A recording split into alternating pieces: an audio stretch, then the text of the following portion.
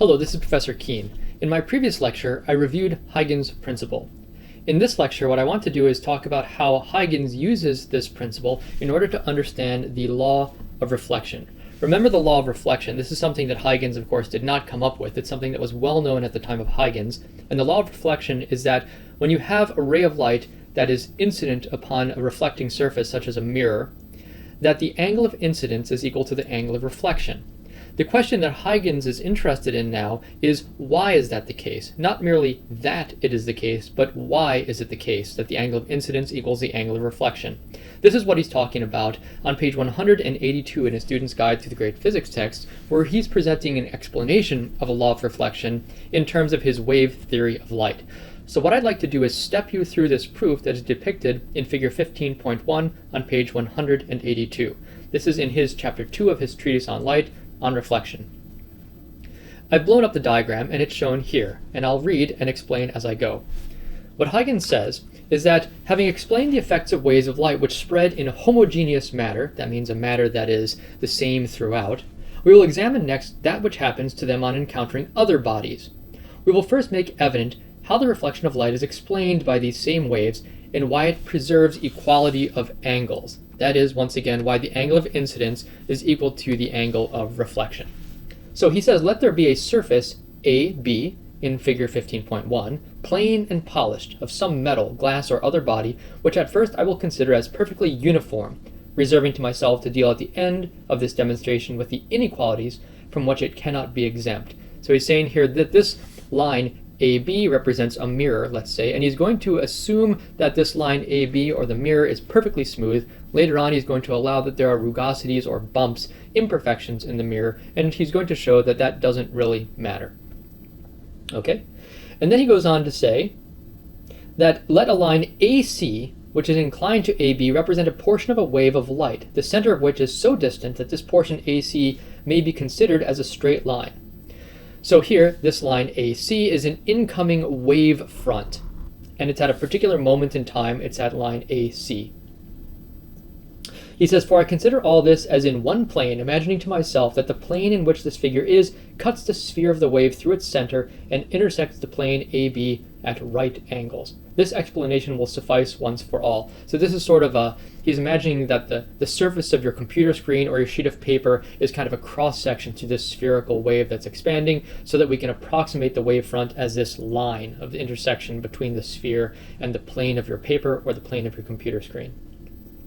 He said the piece C of the wave up here, piece C up here, will in a certain space of time advance as far as the plane AB. So this point right here will advance along the line with all these little L's over to point B, following the straight line CB, which may be supposed to come from the luminous center. That is a light source that is way off to the upper left.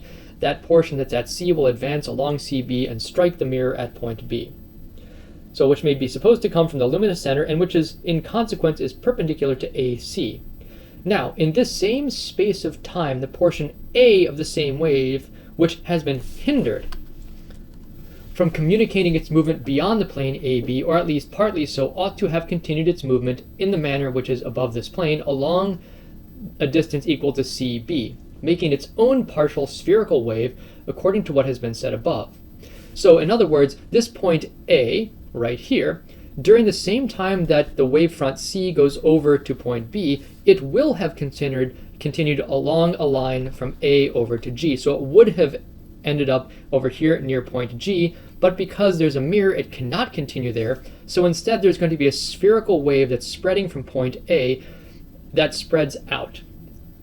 And he says, making its own partial spherical wave, I'm reading at the top of page 183, which wave is here represented by the circumference SNR. So this wave right here, SNR,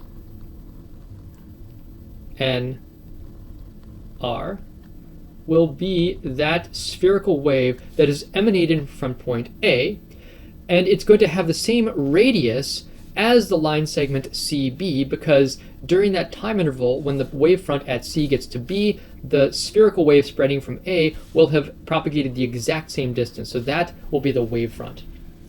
He says, which wave is here represented by the circumference SNR, the center of which is at A, and its semi-diameter AN is equal to CB. So this line segment AN, the radius of that spherical wave, is going to have the same length as a line segment CB. Again, because it will have taken the same amount of time to propagate away from point A as the time it took the wavefront point C to travel on to B.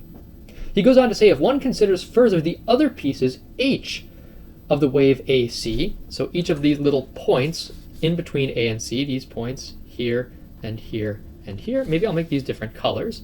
So let's make this one right here blue, and let's make this one right here kind of a peach colored, and we'll make this one right here maybe brown colored. Okay, so if one considers further the other pieces H of the wave at AC, it appears that they will not only have reached the surface AB by straight lines HK, so this blue point H will have gone on to point K, and this peach point H right here will have gone on to point K, and this brown point H right here will have gone on to this point K during that same time interval. So they will have not only reached the surface AB by straight lines HK parallel to CB, but that in addition they will have generated in the transparent air from the centers, blue K and peach K and brown K, particular spherical waves represented here by circumferences, the semi-diameters of which are equal to Km. All right, so in other words, the point which had been at blue H and went on to blue K, by the time that the orange wave will have spread from A out to SNR, that point K will have spread out with a radius equal to length Km. So I'm going to draw that spherical wave like this, the blue one. Like that, whoop, along here. And the peach one, right here, will have spread out around there, like this. And the brown one, he's going to say, will have spread out like this. So notice the brown circle is smallest because it will have spread for the smallest amount of time. The peach circle will be second largest because it will have spread for the second largest amount of time. The blue circle will have spread for the third largest amount of time, and the orange circle will have spread for the longest amount of time. So he says, these particular spherical waves represented here by circumferences, the semi-diameters of which are equal to Km, the radii of which are equal to Km. That is to say, to the continuation of HK as far as the line BG parallel to AC. But all these circumferences have as a common tangent the straight line BN. So now what I'm going to do is I'm going to draw in yellow this straight line, and I'm going to extend it. Whoops, I didn't want to make it that color. I wanted to make it yellow. This right here, this is a tangent. They have a common tangent BN right here. Okay. Namely, the same which is drawn from B as a tangent to the first of the circles, of which A is a center, and AN the semi-diameter equal to BC, as is easy to see. So all these partial waves are going to have this common tangent line.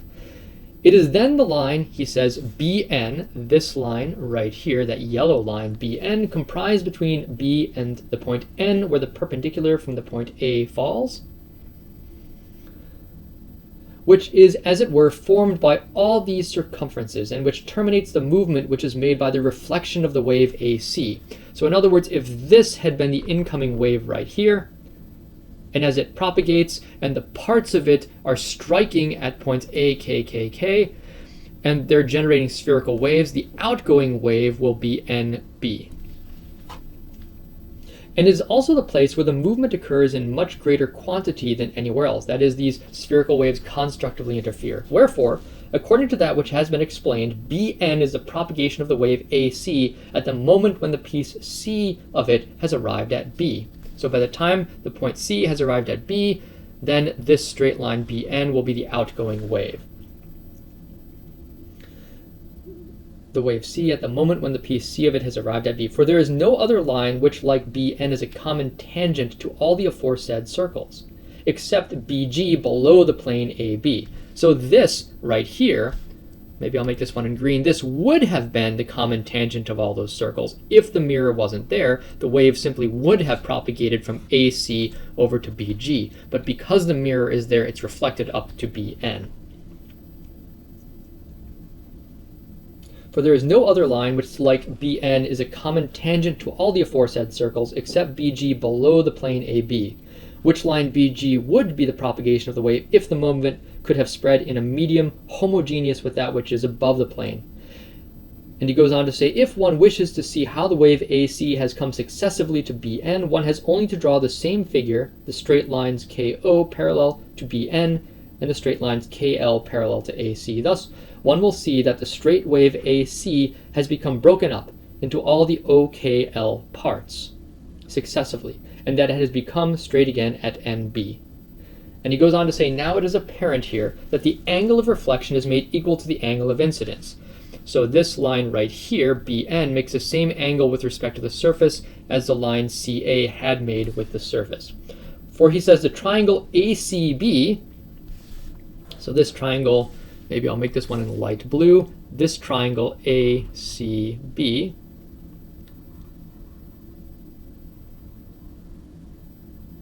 that triangle, ACB, says for the triangle ACB, BNA being rectangular and having the side AB common, so BNA, this triangle right here, this blue one, he said these ones, because they have a common hypotenuse, AB, and because they share common angles, they are similar, they are congruent triangles. He says ACB and BNA being rectangular and having the side AB common and the side CB equal to NA, it follows that the angles opposite to these sides will be equal. So these angles right here, if I were to draw in deep blue, this angle right here is going to be exactly the same as this angle right here. So these two angles are going to be equal to one another because they share the same hypotenuse and they share the same opposite side. And therefore also angle CBA and AB. But as CB perpendicular to CA marks the direction of the incident ray, so AN perpendicular to the wave BN marks the direction of the reflected ray. Hence these rays are equally inclined to the plane AB. So in other words, the angle of incidence equals the angle of reflection. So he has provided here a geometrical proof based only on Huygens' principle and the wave theory of light, that from which follows the law of reflection of light. Okay, now in the following page, what Huygens is going to do is he's going to generalize this and say, although we've considered kind of a plane cutting through this incoming spherical wave so that we can use straight lines here, we could generalize this to a broader wave as shown in figure 15.2, and he says that will not affect the proof whatsoever. I'm not going to go through his explanation there, but finally at the bottom of page 184, he says the nice thing about this is that even if you were to allow tiny bumps or rugosities or imperfections in the surface AB, it would not significantly affect the proof. Because all that this really requires is that the incoming wave excites the particles of the mirror so that they emit spherical waves or spherical wavelets. And it doesn't matter if one of the wavelets is slightly higher than the other one on the surface, these will all interfere in such a way to give the angle of incidence equal to the angle of reflection. And he says that this is not the case if you think of light as a particle. This is what he mentions at the top of page 185. He says, for the surface, consisting thus of particles put together, and the ethereal particles, the ether, above it and smaller, it is evident that one could not demonstrate the equality of the angles of incidence and reflection by similitude to that which happens to a ball thrown against a wall, of which writers have always made use. So if you consider a bumpy mirror and you think of little particles of light hitting it, they will bounce off in kind of funny directions, almost like if you were to throw a baseball at a metal corrugated wall. If it had bumps on it, the baseball would bounce off in kind of a funny direction, so the angle of incidence is not the angle of reflection. So the particle theory of light, he's here arguing, it suffers from problems in accounting for the law of reflection in the way that his wave theory of light does not. He says, in our way, on the other hand, the thing is explained without difficulty. For the smallness of the particles of quicksilver, mercury, for example, being such that one must conceive millions of them, and the smallest visible surface is proposed arranged like a heap of grains of sand, which has been flattened as much as is capable of being. This surface then becomes for our purposes as even as a polished glass is.